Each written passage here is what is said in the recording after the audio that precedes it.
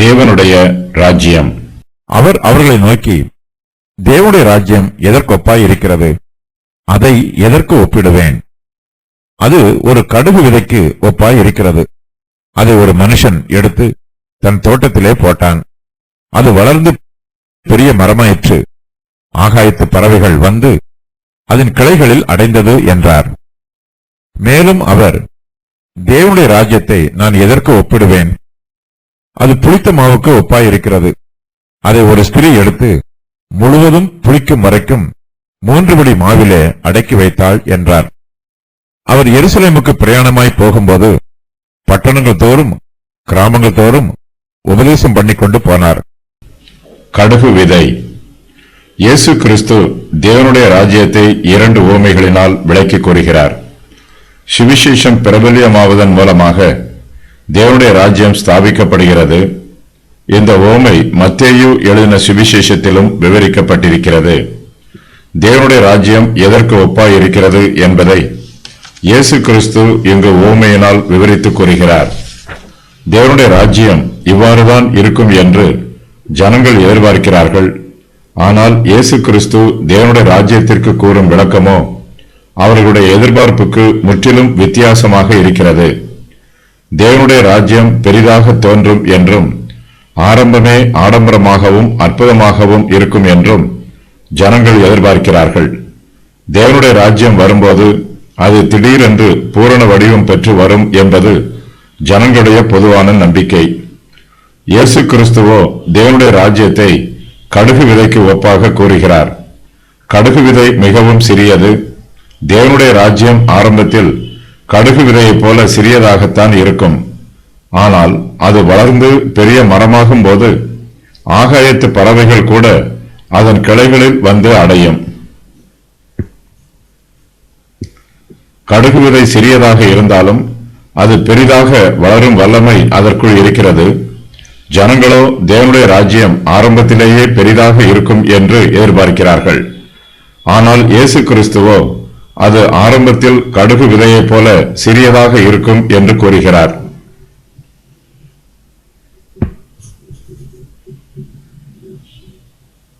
புளித்தமா. சுவிசேஷத்தின் ஆரம்பம் மிகவும் சிறியதாக இருக்கிறது. ஆகையினால் ஏராளமானோர் சுவிசேஷத்திற்கு விரோதமாக ஏளனம் பேசுகிறார்கள். இயேசு கிறிஸ்து ஜனங்களுடைய தவறான எண்ணங்களை அகற்றி போடுகிறார். ஆரம்பம் சிறியதாக இருந்தாலும் முடிவு பெரியதாக இருக்கும். சுவிசேஷத்தின் அளவு ஆரம்பத்தில் மிகவும் சிறியதாக இருந்தாலும் அது அதிகமாக பெருகக்கூடிய வாய்ப்பு உள்ளது. கடுகு விதை சிறியதாக இருந்தாலும் அது வளர்ந்து பெரிய மரமாயிற்று. ஆகாயத்து பறவைகள் வந்து அதன் கிளைகளில் அடையும் அளவிற்கு அது பெரிய மரமாயிற்று. இது போலவே தேவனுடைய ராஜ்யத்தின் கிளைகளில் ஏராளமான ஜனங்கள் வந்து அடைக்கலம் புகுவார்கள்.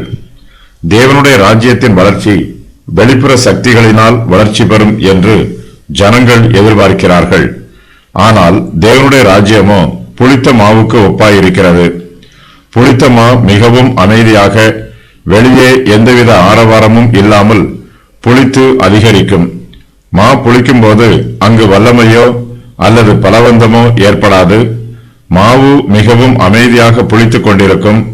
தேவனுடைய ராஜ்யமும் இது போலவே எந்தவித ஆரவாரமும் இல்லாமல் வளர்ந்து பெரிதாகும். மா புளிக்கும் போது அதை பெரிய பாத்திரத்தில் வைத்தாலும் அந்த பாத்திரம் முழுவதும் புளித்த மாவு நிரம்பி வழியும். கொஞ்சம் புளித்த மா எல்லா மாவையும் புளிக்க வைக்கும். இது போலவே இயேசு கிறிஸ்துவின் உபதேசம் இந்த உலகத்தில் உள்ள மனுஷர் மத்தியில் மிகவும் அமைதியாக பரவிக்கொண்டிருக்கும். மாவு உடனே புளித்து விடுவதில்லை. புளிப்பதற்கு சற்று கால அவகாசம் தேவை. அதுபோலவே சுவிசேஷம் ஒரு மனுஷருடைய உள்ளத்தில் கிரியை செய்வதற்கும் கால அவகாசம் தேவைப்படுகிறது. மாவு எப்படி நிச்சயமாக புளிக்குமோ அதுபோலவே சுவிசேஷமும் நிச்சயமாகவே கிரியை செய்யும். மாவு புளிக்கும் போது முடிவில் அதனுடைய அற்புதமான வளர்ச்சியை காண்போம். அதுபோலவே சுவிசேஷம் கிரியை செய்யும் போது முடிவில் மனுஷருடைய உள்ளங்கள் மாற்றமடையும். அற்புதங்களை காண்போம். நாம் எவ்வளவு மாவை புளிக்க வைத்தாலும் அந்த மாவு முழுவதுமாக புளிக்கும். அதுபோலவே நாம் சுவிசேஷ செய்தியை எவ்வளவு பிரசங்கம் பண்ணினாலும் அந்த செய்தி முழுவதுமாக பலன் தரும். எருசலேமுக்கு பிரயாணம். அவர் எருசலேமுக்கு பிரயாணமாய் போகும்போது பட்டணங்கள் தோறும் கிராமங்கள் தோறும் உபதேசம் பண்ணிக்கொண்டு போனார். இயேசு கிறிஸ்து தேவனுடைய ராஜ்யத்தை பற்றி ஓமையை விளக்கி கூறிய பின்பு எருசலேமுக்கு பிரயாணமாய் போகிறார்.